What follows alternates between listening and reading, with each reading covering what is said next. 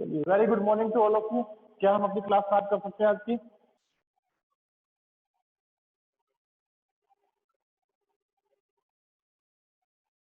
Okay, चलिए बेटा देखिए, आज हम लोग अपना स्टार्ट करेंगे चैप्टर नंबर 6 यूनिट 6 आप कह सकते हैं।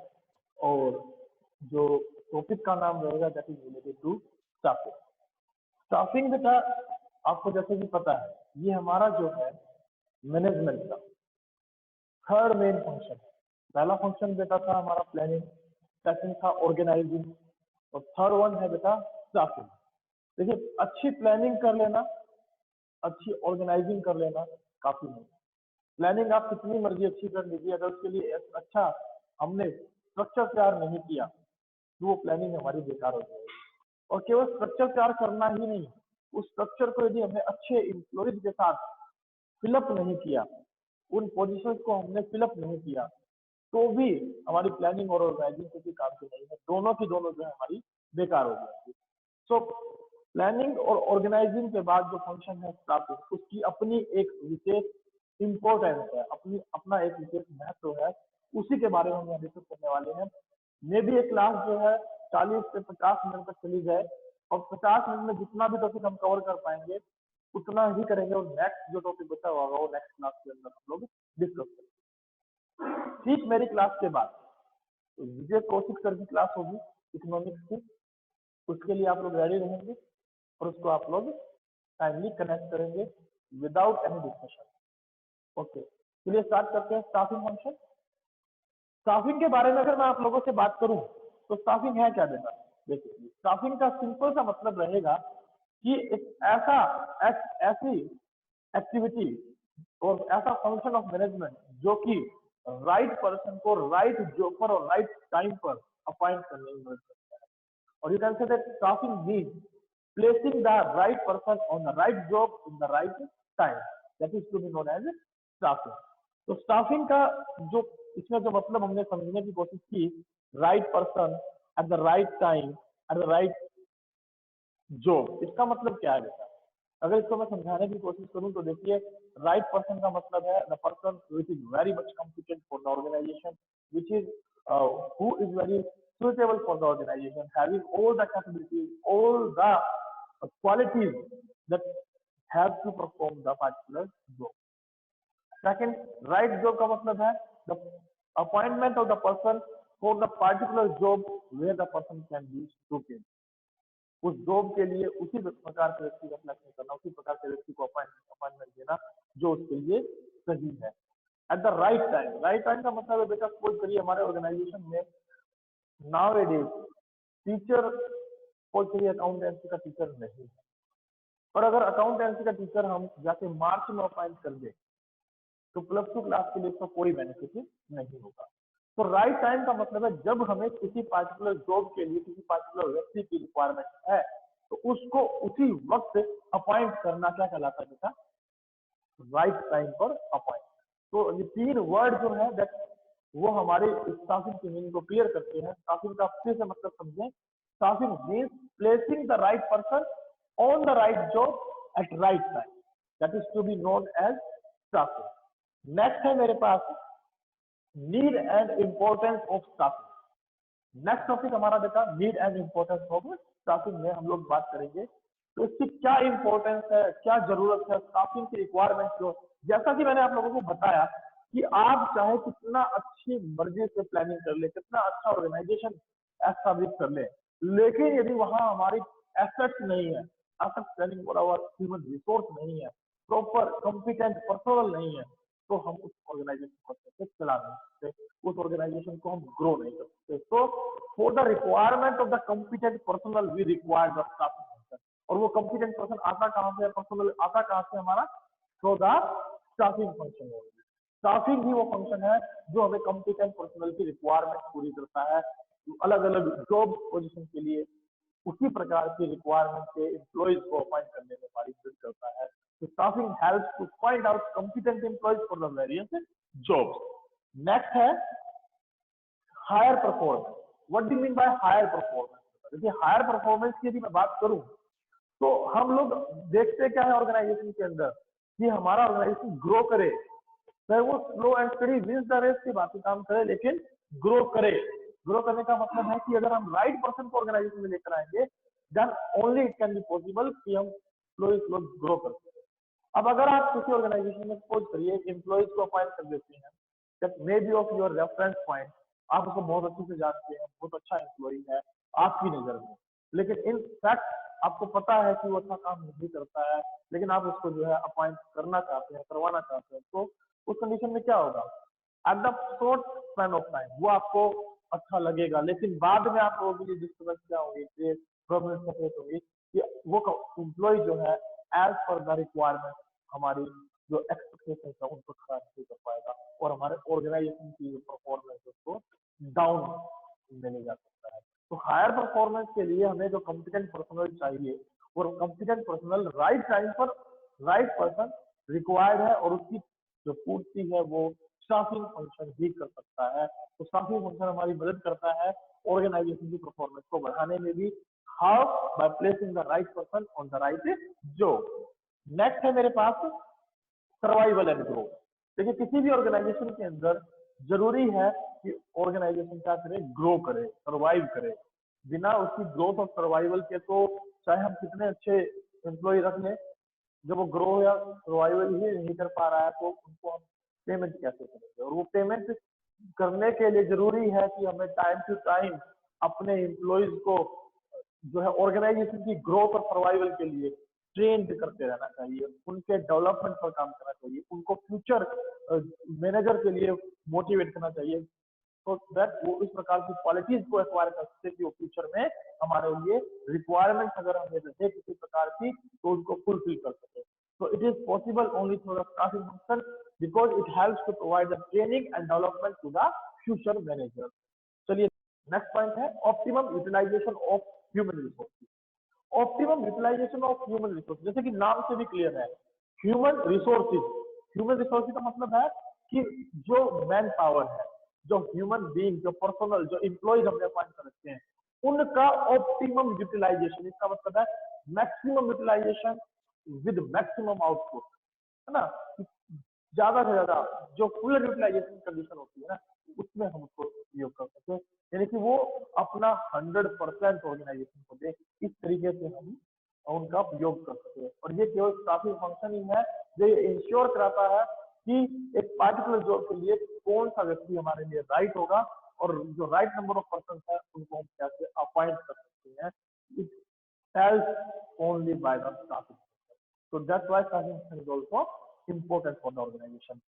Next है इसमें हमारे पास जॉब सेटिस्फैक्शन। जब मैं बात करता हूँ जॉब सेटिस्फैक्शन की, देखिए एम्प्लॉयज को अपॉइंट करना ही काफी नहीं है, जरूरी क्या है? जरूरी ये भी है कि जो एम्प्लॉयज हमने अपॉइंट किए हैं वो एम्प्लॉयज जो उनकी परफॉर्मेंस है, जो उनकी एक्टिविटीज है, जो रूटीन डे वर्क है, उनको प्रॉपरली हम एसेस कर सकें, क्योंकि हमें उनको पार्टिकुलरली रेम्युनरेशन भी तो देना है, सैलरी भी तो देनी है। और अगर वो मान लीजिए आए बैठ कर चले गए, तो काम ही नहीं किया, या हमने उनकी असेसमेंट नहीं की और वर्क के अंत में जाकर देखा कि इसने तो कोई काम ही नहीं किया, हमने अननेसेसरी उसको अपॉइंट कर दिया, तो that will be harmful for the organisation. But staffing helps us to do this type of assessment through the various steps, through the various assessment tools, like worksheet हम बना लेते हैं एम्प्लॉय की, उसका जो है असेसमेंट करने के लिए उसकी रूटीन की परफॉर्मेंस को लिख लेते हैं, ताकि हम उसको एक फीडबैक देते हैं कि आप कहाँ पर अच्छा काम कर रहे हैं, कहाँ पर आपका काम अच्छा नहीं है, कहाँ आपको इम्प्रूवमेंट की रिक्वायरमेंट है। तो वो इस तरीके से जो है पार्टिकुलरली चीजों को बढ़ा सकते हैं, मतलब इस तरीके से हम उनको एसेस कर सकते हैं, ताकि उनके रेपुटेशन को लेकर हमें ज्यादा सोचना ना पड़े। एक नेक्स्ट टॉपिक हमारा है फीचर ऑफ स्टाफ। तो मैं इन शॉर्ट अगर आपसे बात करूं तो नीड एंड इम्पोर्टेंस को समझने के बाद हम उसके फीचर्स में चलते हैं। फीचर्स क्या है जरा उसके बारे में सोचते हैं। इंपॉर्टेंट मैनेजरियल फंक्शन, सबसे पहला जो फीचर है इसका, बेटा as you know that planning organising के बाद जिसका नंबर पड़ता है वो है हमारा स्टाफिंग फंक्शन। हम प्लानिंग अच्छी करें, ऑर्गेनाइजेशन में एक स्ट्रक्चर अच्छा तैयार करें, लेकिन अगर उस स्ट्रक्चर को अच्छे कॉम्पिटेंट पर्सन के साथ अगर फिलअप नहीं किया गया तो उसका कोई मतलब नहीं है, कोई यूटिलाइजेशन नहीं है।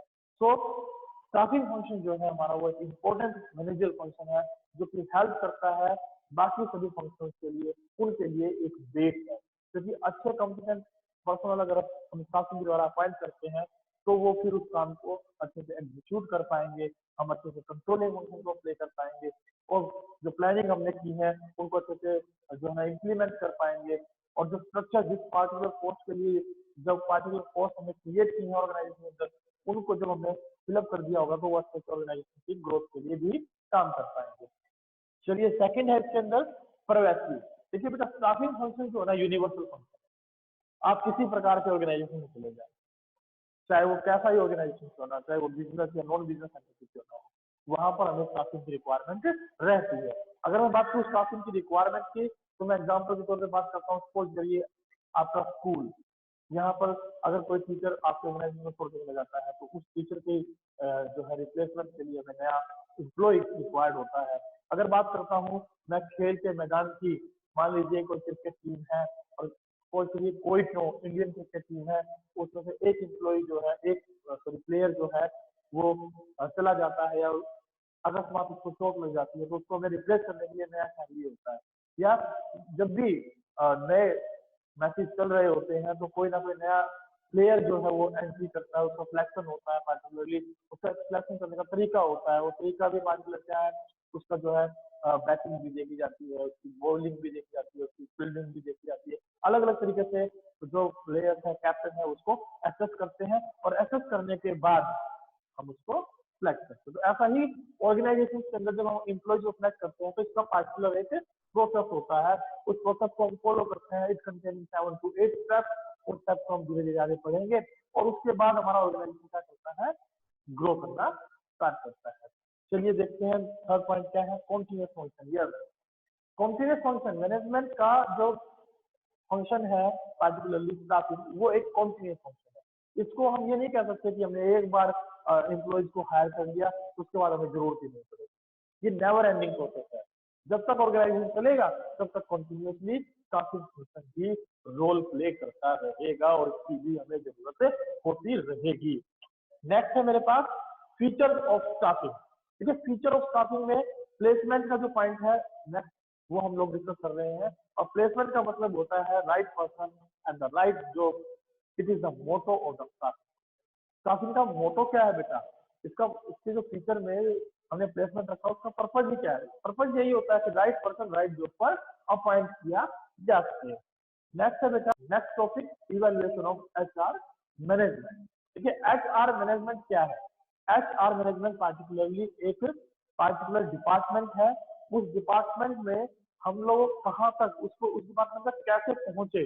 देखिए अगर मैं स्टार्टिंग की बात करूं, तो शायद हमारे पास इस प्रकार का कोई डिपार्टमेंट ऑर्गेनाइजेशन में होता है। धीरे धीरे जैसे जैसे समय बीतता गया, हमें इस डिपार्टमेंट की रिक्वायरमेंट हुई, तो हमने एक एचआरएम डिपार्टमेंट को जो है बना लिया, और उसमें हमें जो ह्यूमन रिसोर्स मैनेजर है उसकी पार्टिकुलर रिक्वायरमेंट हुई, तो उसको भी अपॉइंट चाहिए। बना कैसे उसके बारे में बात करते हैं। देखिए सबसे पहले आपने देखा होगा कि लेबर यूनियन होती थी, लेबर वेलफेयर ऑफिसर अपॉइंट होते थे ऑर्गेनाइजेशन के अंदर। वो लेबर वेलफेयर जो ऑफिसर्स हैं, उनका काम क्या होता था, जो इम्प्लॉइज है, जो लेबर पावर है, जो ह्यूमन रिसोर्स है, उनके साथ अच्छे संबंध बनाना। धीरे धीरे हमें जरूरत हुई पार्टिकुलरली पर्सनल मैनेजर की। हमने पार्टिकुलर एक पॉइंट एक पोस्ट क्रिएट की पर्सनल मैनेजर की, तो लेबर वेलफेयर ऑफिसर्स को हमने रिप्लेस किया पर्सनल मैनेजर के साथ। उसके बाद हमने देखा कि इसके लिए पार्टिकुलरली कोई एक अच्छा और नाम है, तो उस नाम को हमने जब एनालाइज किया तो उसको हमने क्या रखा, ह्यूमन रिसोर्स मैनेजर। और धीरे धीरे ऐसा करते करते हम लोग कहाँ पहुंचे, ह्यूमन रिसोर्स मैनेजमेंट डिपार्टमेंट पर, और हमने ह्यूमन रिसोर्स मैनेजमेंट को एस्टैब्लिश किया। नेक्स्ट है इसमें हमारे पास कि इसके काम क्या होते हैं, जो एचआरडी डिपार्टमेंट है, एचआरएम डिपार्टमेंट है हमारा, उसके फंक्शन क्या है। उसके पर्टिकुलर फंक्शन के बारे में भी मैं बात करूं, तो पहला फंक्शन बेटा रिक्रूटमेंट करना होता है, फिर उसके बाद जॉब एनालिसिस करना होता है, फिर developing compensation and incentive plan होता है, फिर training and development of employees होता है। ये एक एचआरडी डिपार्टमेंट जो है काम करता है। एचआरडी डिपार्टमेंट में पार्टिकुलरली एक एचआरएम होता है, मैनेजमेंट होता है, जो कि इस प्रकार से काम करने के लिए आगे आता है। रिक्रूटमेंट का मतलब बेटा क्या होता है, रिक्रूटमेंट का मतलब होता है एक प्रोसेस, पॉजिटिव प्रोसेस, जिसमें कि हम लोगों को इनवाइट करते हैं कि वो आए और ऑर्गेनाइजेशन के अंदर अपने पार्टिकुलर जो है पार्टिकुलर पोस्ट के लिए वो एप्लीकेशन दें। जॉब एनालिसिस का मतलब होता है अगर हम किसी को सिलेक्ट कर लेते हैं तो उसके बाद उसके पार्टिकुलर काम को एनालाइज करना, उसके वर्किंग को एनालाइज करना। फिर डेवलपिंग कंपनसेशन और इंसेंटिव प्लान का मतलब होता है बेटा कि जो एम्प्लॉयज होते हैं उनको हम क्या सैलरी देंगे, किस प्रकार से उनको इंसेंटिव प्रोवाइड करेंगे, उनके लिए प्लानिंग करना। ट्रेनिंग एंड डेवलपमेंट में हम पार्टिकुलरली एम्प्लॉयज के एक्शंस को, वर्किंग को और उनके फीचर्स को ट्रेंड करने का, डेवलप करने का काम करते हैं। ये ट्रेनिंग और डेवलपमेंट उनके एक तो जो है फ्यूचर ओरिएंटेड, करियर ओरिएंटेड होता है और एक उनका एक्शन ओरिएंटेड होता है।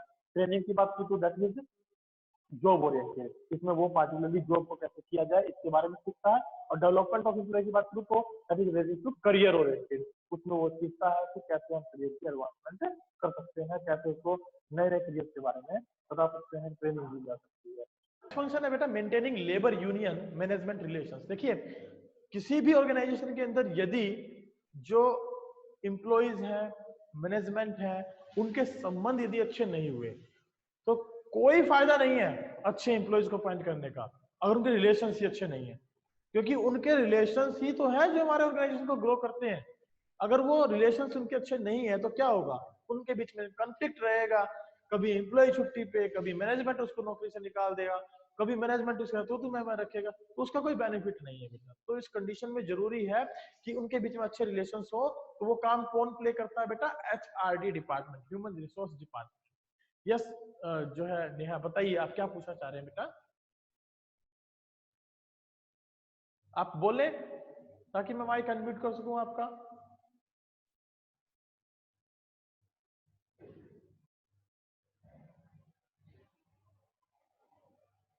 ओके चलिए चलते हैं, नेक्स्ट फंक्शन है हमारा हैंडलिंग ग्रीवेंसेस एंड कंप्लेंट्स। बेटा शिकायतें, कंप्लेंट्स जो है, ग्रीवेंसेस जो है, उनके बीच में जो झगड़े हैं, मतभेद है, कंफ्लिक्ट्स है, कंप्लेंट्स है, उनको भी तो हैंडल करना है। उनकी हैंडलिंग के लिए ही हमने ये क्या डिपार्टमेंट अपॉइंट किया है, एक बनाया है HRD department, human resource department. देखिए अगर मैं बात करूं स्टाफिंग और ह्यूमन रिसोर्स मैनेजमेंट में क्या संबंध है, तो सिंपली मैं कहूंगा कि जो ह्यूमन रिसोर्स मैनेजमेंट है उसमें स्टाफिंग एक छोटा सा पार्ट है और स्टाफिंग उसका एक पार्ट आप कह सकते हैं। HR मैनेजमेंट जो है वो एक बड़ा पार्ट है और उसके अंदर जो स्टाफिंग का काम होता है उसी फंक्शंस को हम यहाँ डिस्कस कर रहे हैं। और जो HRM का जो काम होता है, HRD डिपार्टमेंट का जो काम होता है, वो पार्टिकुलरली काम क्या है कि जो शिकायतें हैं एम्प्लॉइज की उनको दूर करना, उनको हैंडल करना, उनको समझना और उन शिकायतों का निवारण करना। नेक्स्ट फंक्शन है बेटा providing social security and welfare measures. और साथ ही साथ ये भी देखता है ये डिपार्टमेंट कि जो हमारे एम्प्लॉइज हैं वो सोशल तौर पर सिक्योर्ड हैं। सोशल सिक्योरिटी का मतलब है कि उनको हम टाइम टू टाइम जो है अच्छी फैसिलिटी दे रहे हैं, या उनके आपसी रिलेशन जो है वो अच्छे हैं, या पार्टिकुलरली हम ये कह सकते हैं कि जो उनको जॉब सिक्योरिटी हमने दी है कि नहीं, या जॉब की एश्योरेंस हम दे रखी हमने दी है कि नहीं। वेलफेयर मेजर्स का मतलब है कि उनके बच्चों के लिए फ्री एजुकेशन, उनके लिए रहने के लिए व्यवस्था, अकोमोडेशन फैसिलिटी, या किसी प्रकार का कोई एंटरटेनमेंट फैसिलिटी, इस प्रकार का वेलफेयर उनके लिए पार्टिकुलरली करें। तो सारे काम HRD डिपार्टमेंट देखता है। Defending company in law suits, और साथ ही साथ HRD डिपार्टमेंट ये भी करता है कि जो भी अगर कंपनी के अगेंस्ट किसी प्रकार का कोई केस आता है, केस होता है या कानूनी कार्रवाई होती है, तो उस कानूनी कार्रवाई से भी ऑर्गेनाइजेशन को सेव करने में, बचाने में मदद करता है। चलिए नेक्स्ट चलते हैं। नेक्स्ट है हमारे पास स्टेप्स इन स्टाफिंग प्रोसेस। देखिए स्टाफिंग प्रोसेस जो है उसके कुछ पार्टिकुलर स्टेप्स हैं, उन स्टेप्स के बारे में हम यहाँ डिस्कस करेंगे। वो स्टेप्स क्या है, वन बाय वन देखते हैं। स्टेप नंबर 1 है हमारा मैन पावर प्लानिंग। देखिए बेटा जब मैं मैन पावर प्लानिंग की बात करता हूँ तो मैन पावर प्लानिंग का मतलब होता है कि एस्टिमेशन ऑफ ह्यूमन पावर, कि ऑर्गेनाइजेशन में कितने लोगों की जरूरत है और किस प्रकार की क्वालिफिकेशन के लोगों की जरूरत है। इसमें दो पार्टिकुलर चीजें हम स्टडी करते हैं, एक तो वर्क फोर्स एनालिसिस, एक work load analysis. Work force and work load दो प्रकार का एनालिसिस हम करते हैं। एक एनालिसिस हमें बताता है कि हमारे यहाँ कितने एम्प्लॉइज ऑलरेडी काम कर रहे हैं, दूसरा ये बताता है कि हमें और कितने एम्प्लॉइज की रिक्वायरमेंट है। उन दोनों को यदि मिला दिया जाए तो हम कहेंगे man power planning. Work force plus work load analysis is equal to man power. So planning is the number of employees required and their qualification. This is the first step in the staffing process. Next है recruitment. बेटा जब मैं recruitment की बात करता हूँ तो recruitment में मैं किस चीज की बात करता हूँ आप लोगों के साथ कि भाई जो employees हमें चाहिए उस प्रकार के प्रोस्पेक्टिव एम्प्लॉयज का सर्च करना, उनको सर्च आउट करना, उनको ढूंढना और उनको मोटिवेट करना हमारे ऑर्गेनाइजेशन में वो जॉब के लिए अप्लाई करें। तो उसको हम क्या बोलते हैं बेटा, रिक्रूटमेंट। तो रिक्रूटमेंट बेसिकली एक पॉजिटिव प्रोसेस होती है, क्योंकि इस प्रोसेस के दौरान हम लोग करते क्या है कि एम्प्लॉइज जितने मर्जी हो वो सारे के सारे हमारे यहाँ अप्लाई कर दें। और जैसे जैसे हम उसको रिक्रूटमेंट के प्रोसेस के बाद बढ़ते हैं तो नेक्स्ट स्टेप हमारा आता है बेटा सिलेक्शन का। अब सिलेक्शन होता है सिलेक्शन द बेस्ट वन। आप देखिए आपके सामने पिक्चर है, ये आपको समझा पा रही होगी जो मैं कहना चाहता हूँ। अब जो हमारा सिलेक्शन है वो क्या है कि हमारे पास जो एक पूल ऑफ एम्प्लॉइज जो आई है, कितनी सारी एप्लीकेशन जो आई है, उन एप्लीकेशंस में से उन एम्प्लॉइज का सिलेक्शन करना जो कि ऑर्गेनाइजेशन के लिए अच्छे हैं, बेस्ट हैं और उन ऑर्गेनाइजेशन वो जो है ऑर्गेनाइजेशन की ग्रोथ में हेल्पफुल भी हो सकते हैं। देर आफ्टर हम उनके स्टेप्स को बढ़ाते चलते हैं कि हम उनका फिर जो है टेस्ट लेते हैं, और उसके बाद उनका मेडिकल बैकग्राउंड चेक करते हैं, उसके बाद उनको अपॉइंटमेंट लेटर देते हैं, कॉन्ट्रैक्ट क्रिएट करते हैं। ये स्टेप हम आगे फर्दरली डिस्कस करते चलते हैं। तो थर्ड स्टेप जो है सिलेक्शन वो क्या है, it is a negative step in the staffing process, क्योंकि जो रिक्रूटमेंट में एप्लीकेशन आई थी उनमें से जो हमारे पार्टिकुलर जो हमने जॉब एडवर्टीजमेंट की है उसके अकॉर्डिंग कौन बहुत अच्छा है उसको हम सेलेक्ट करते हैं। नेक्स्ट स्टेप पर चल पड़ते हैं, उसको बोलते हैं बेटा प्लेसमेंट एंड ओरिएंटेशन। और प्लेसमेंट और ओरिएंटेशन के अंदर हम लोग पार्टिकुलरली करते क्या है, हम लोग करते हैं कि right one on the right job and familiarising the work. Placement का मतलब है जो व्यक्ति पार्टिकुलरली सही है उसको तो हम क्या करते हैं, अपॉइंट करते हैं। और ओरिएंटेशन का मतलब है उसको ऑर्गेनाइजेशन की पॉलिसीज के साथ, ऑर्गेनाइजेशन के साथ क्या करते हैं, फैमिलियराइज करते हैं कि ऑर्गेनाइजेशन में कौन उसका बॉस होगा, वो किसके अंडर में काम करेगा या उसके अंडर में कौन काम करेगा, वहाँ सुपीरियर सबऑर्डिनेट रिलेशनशिप क्या होंगे, इस प्रकार की बातें हम वहां उनको समझाने की कोशिश करते हैं। तो प्लेसमेंट एंड ओरिएंटेशन के बाद हम लोग नेक्स्ट फंक्शन पर चलते हैं। नेक्स्ट जो स्टेप हमारा दैट इज ट्रेनिंग। अब ट्रेनिंग क्यों रिक्वायर्ड है, देखिए ट्रेनिंग का मतलब है एम्प्लॉइज की नॉलेज को, स्किल्स को, एटीट्यूड को बेटर बनाना। वो कैसे किया जाता है, वो केवल ट्रेनिंग के द्वारा किया जा सकता है। Yes we can do this, yes we can. जब आप पिक्चर देखें तो पिक्चर भी आपको थोड़ा सा मोटिवेट कर रही होगी कि हमें ट्रेनिंग की रिक्वायरमेंट क्यों है।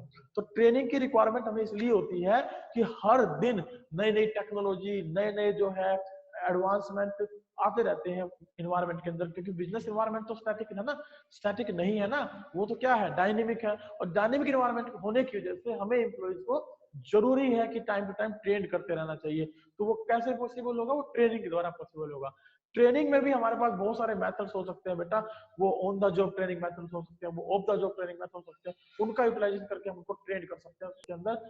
नेक्स्ट है हमारे पास परफॉर्मेंस अप्रेजल। अब बेटा परफॉर्मेंस अप्रेजल मैंने आपको पहले भी बताया होता क्या है, इवेल्युएशन करना एम्प्लॉइज के परफॉर्मेंस का, कौन आउटस्टैंडिंग है, कौन एक्सीलेंट है, कौन वेरी गुड है, कौन एवरेज है, कौन बिलो एवरेज है। जैसा कि हमने कल एक टेस्ट दिया, उस टेस्ट में आप लोगों ने अपनी अपनी परफॉर्मेंस चेक की, कौन सबसे अच्छा रहा, कौन सबसे बिलो रहा, किसने कहां पर क्या कमियां कर दी, उन चीजों के बारे में डिस्कशन करना क्या कहलाता है, performance appraisal. So assessment of performance of the employee to ensure they are in the a particular standard level, कि वो आउटस्टैंडिंग है, वो एक्सीलेंट है, वेरी गुड है, एवरेज है, क्या है, इसके बारे में उनको बताना, वो क्या कहलाता है बेटा, परफॉर्मेंस अप्रेजल।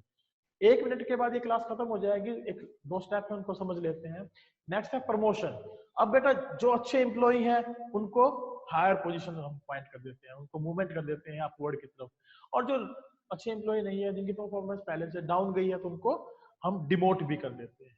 तो प्रमोशन क्या है, लेवल अप करना, how to achieve job promotion. ये particularly movement of an employee to a higher position, ये कैसे डिसाइड किया जाता है, on the basis of the job performance.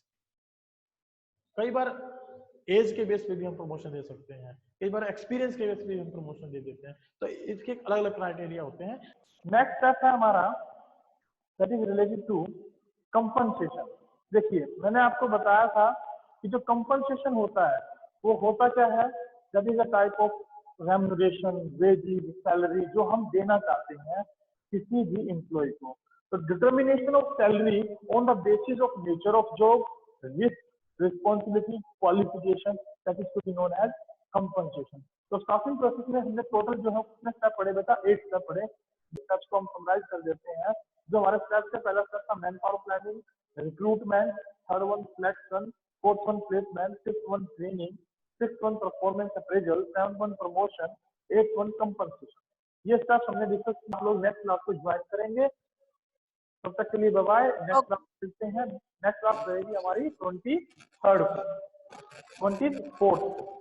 Okay, have a good day, bye bye, take care. Okay sir. Okay sir. Okay बेटा, bye bye. Bye.